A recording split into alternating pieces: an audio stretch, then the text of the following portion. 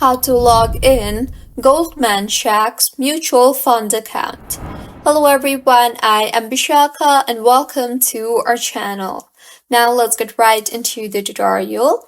Firstly, go ahead and open your preferred browser and in the search bar, search for Goldman Sachs Mutual Fund account and tap on the very first link that appears, that is Goldman Sachs Asset Management. You will then be led to the login portal of Goldman Sachs Asset Management.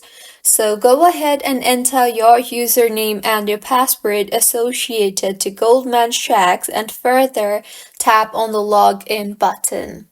And if the login credentials that you entered are correct, then you will be logged into Goldman Sachs Mutual Fund account successfully.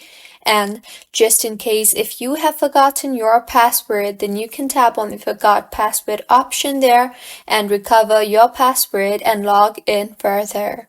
So this is how you can log in to Goldman Sachs Mutual Fund account. If you find this tutorial helpful, please like the video and do subscribe to our channel for more contents like this. Thank you for staying with us until the end.